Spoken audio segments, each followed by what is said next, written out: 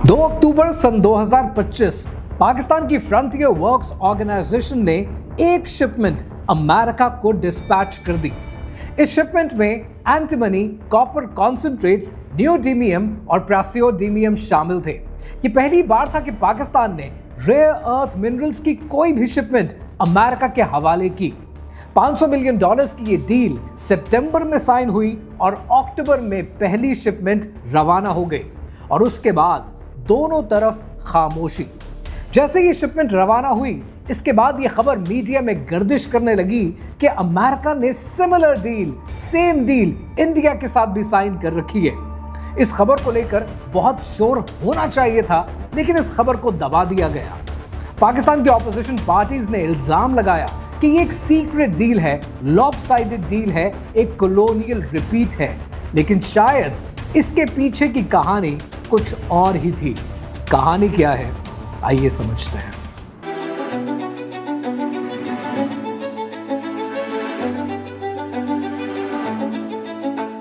ये कहानी शुरू होती है सन 1899 में पैसिफिक ओशन के एक छोटे से जजीरे पे।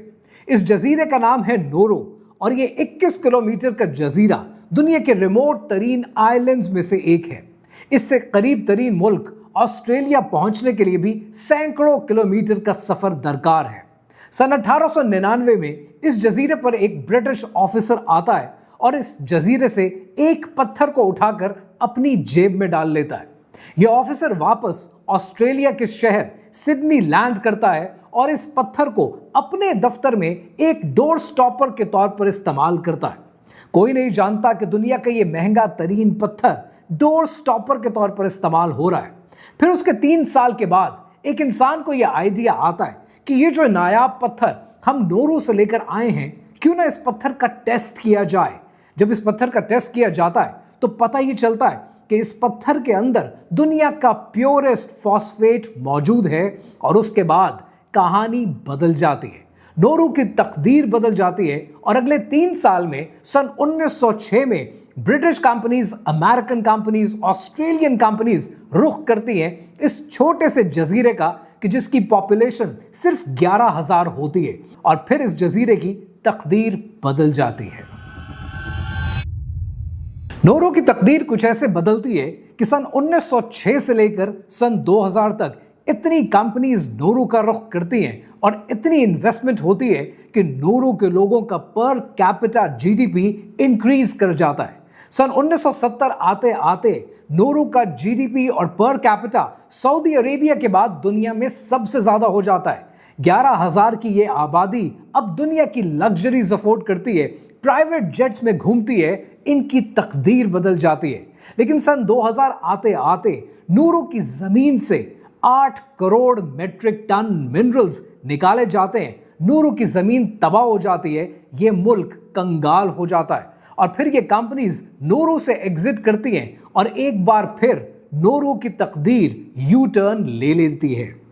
आज नोरू की 90% आबादी मोटापे का, ओबेसिटी का शिकार है, इंपोर्टेड फूड पर डिपेंडेंट है, इकोनॉमी ना होने के बराबर है और इनका सोर्स ऑफ इनकम सिर्फ एक है और वो ऑस्ट्रेलिया के रिफ्यूजीज को डिटेन करना और ऑस्ट्रेलिया की गवर्नमेंट से पैसे कमाना है।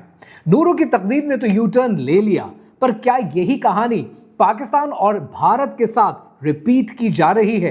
कहानी शायद वही है, लेकिन इस बार मिनरल्स अलग हैं। जिस फोन पर आप ये वीडियो देख रहे हैं, क्या आप जानते हैं कि इस एक फोन के अंदर तकरीबन 17 रेयर अर्थ मिनरल्स इस्तेमाल होते हैं।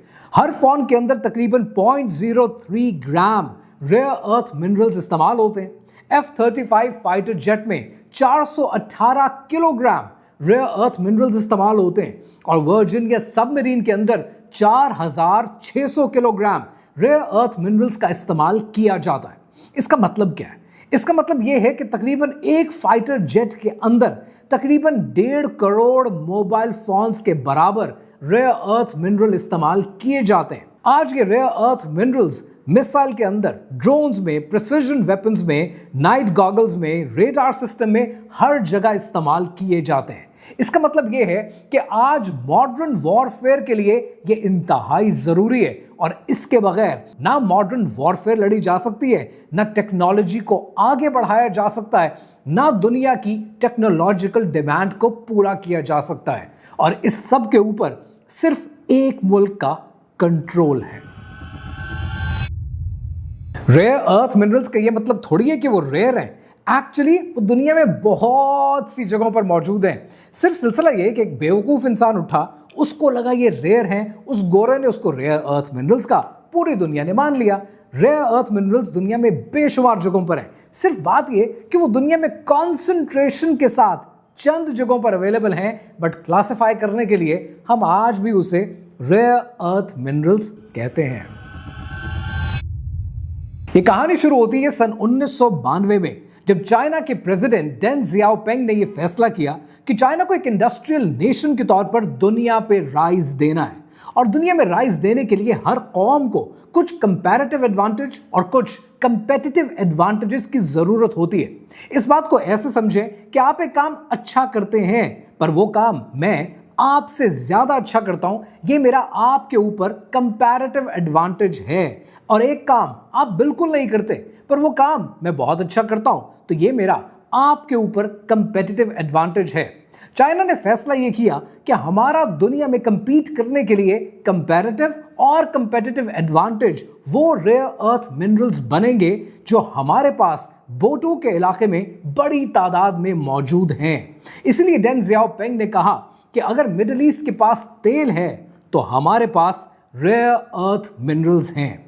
अमेरिका में भी ये रेयर अर्थ मिनरल्स 1990 में एक बड़ी माइन में डिस्कवर हुए कैलिफोर्निया की रियासत में, और इसका नाम रखा गया माउंटेन पास। लेकिन इस सबसे बड़ी माइन को एनवायरमेंटल कंसर्न्स की वजह से बंद कर दिया गया और अमेरिका ने सोचा कि जब सस्ता सामान सामने वाली दुकान से मिल रहा है तो अपना माल निकालने की जरूरत क्या है, और अमेरिका ने चाइना से रेयर अर्थ मिनरल्स खरीदने शुरू कर दिए। चाइना को पिछले 40 सालों में इतना कंपैरेटिव और कंपेटिटिव एडवांटेज हासिल हुआ कि आज ग्लोबल स्केल में अगर रेयर अर्थ मिनरल्स को देखें तो आप सुनकर हैरान हो जाते हैं। आज चाइना ग्लोबल माइनिंग का 70%, ग्लोबल प्रोसेसिंग का 90%, मिनरल्स की सेपरेशन का 85% और मैग्नेट मैन्युफैक्चरिंग का 94% ओन करता है। आपको ग्लोबल सप्लाई चेन की आयरनी बताऊं कि अमेरिका माइन करता है रेयर अर्थ मिनरल्स को और माइन करने के बाद उन्हें भेज देता है चाइना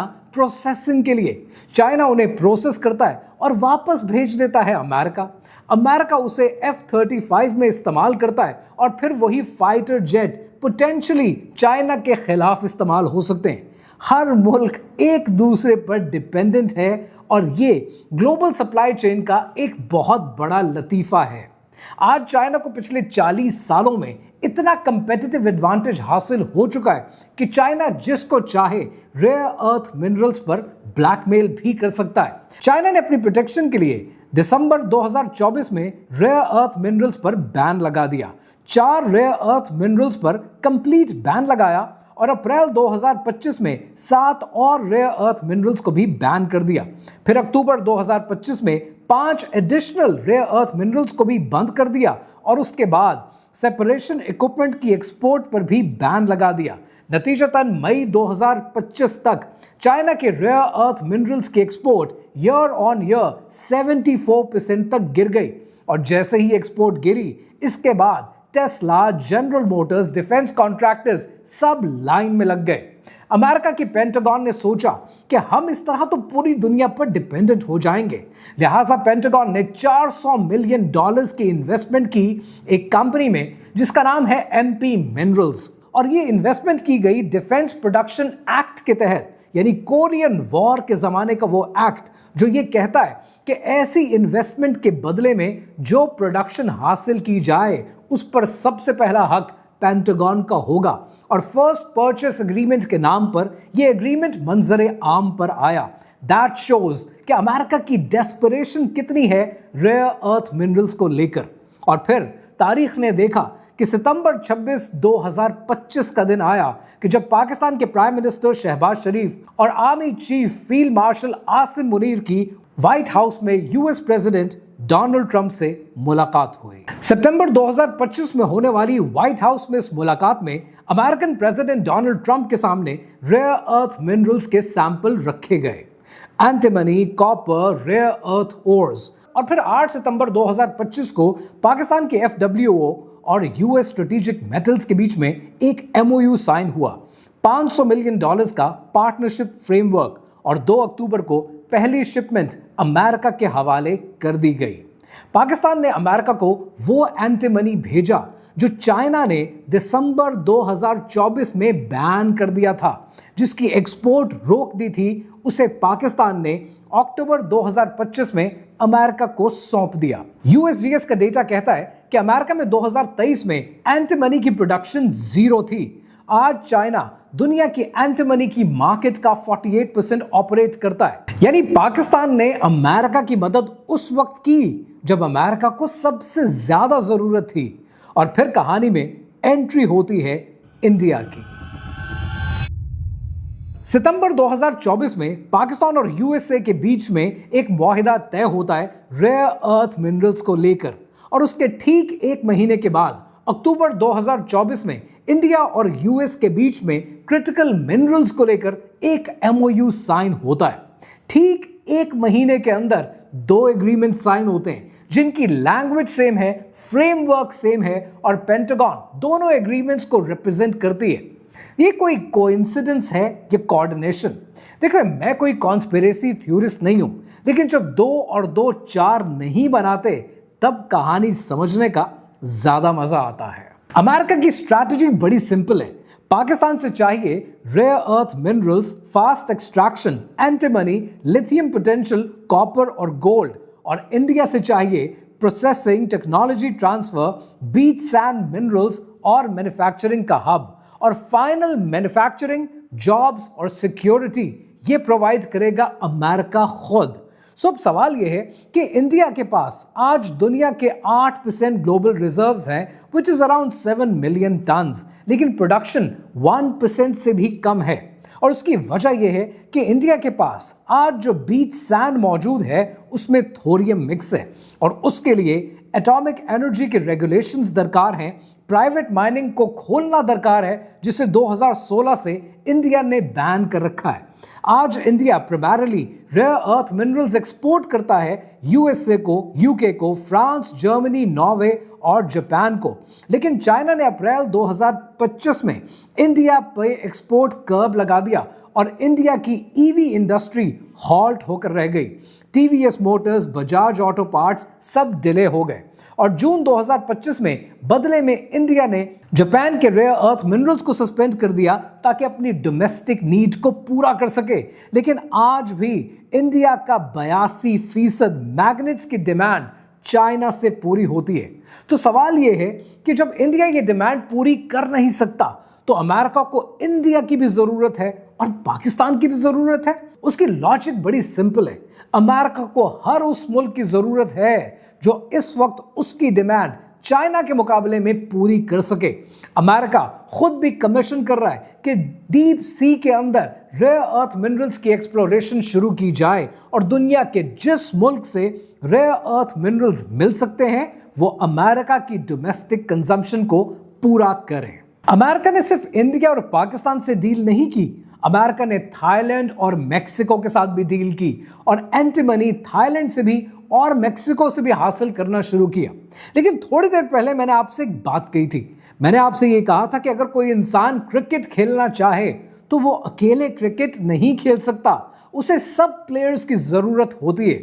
और जियोपॉलिटिक्स इतनी इंट्रिकेट है, इतनी कॉम्प्लिकेटेड है कि आपको समझ नहीं आता कि कौन सा प्लेयर दोस्त है और कौन सा प्लेयर दुश्मन।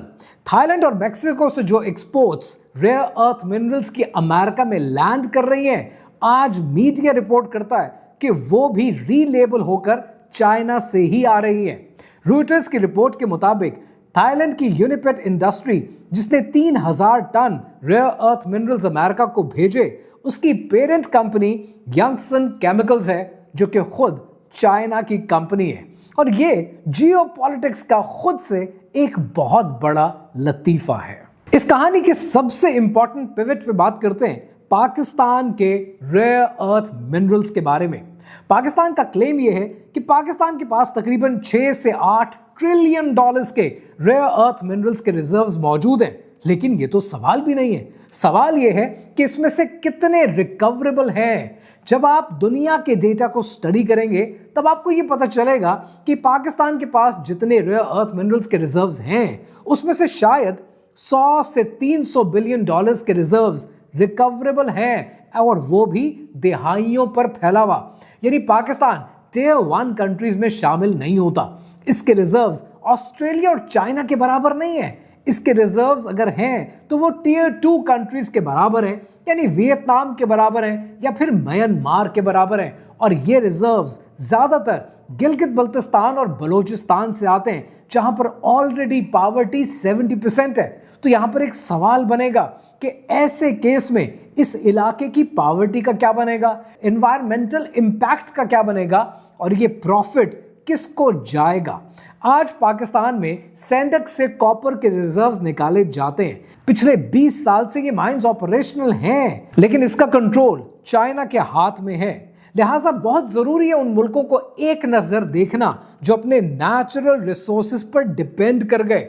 सबसे पहला नाम आता है डेमोक्रेटिक रिपब्लिक ऑफ कॉन्गो का, जहां पर कोबाल्ट के कितने रिजर्व्स निकले लेकिन वो आज भी गरीब है। वेनेजुएला ऑयल प्रोडक्शन में दुनिया में उसने नाम कमाया, लेकिन उनकी इकॉनमी आज भी कोलैप्स्ड है। नूरू, जिसके लोग इतने अमीर हो गए कि प्राइवेट जेट में घूमना शुरू हो गए, आज अपने सर्वाइवल के लिए लड़ रहे हैं। और यही बात इकोनॉमिस्ट कहते हैं कि जो कौम अपने नेचुरल रिसोर्सेज पर अपनी इकोनॉमी को बैंक कर देती है, वो कौम, वो मुल्क बैंकरप्ट हो जाता है। तो सवाल यह है कि एक तरफ तो दुनिया में ये मुल्क हैं और दूसरी तरफ है नॉर्वे, एक ऐसा मुल्क जिसने अपने तेल से अपना सॉवरन वेल्थ फंड क्रिएट किया और $1.5 ट्रिलियन से अपनी जनरेशंस के मुस्तकबिल को सिक्योर किया।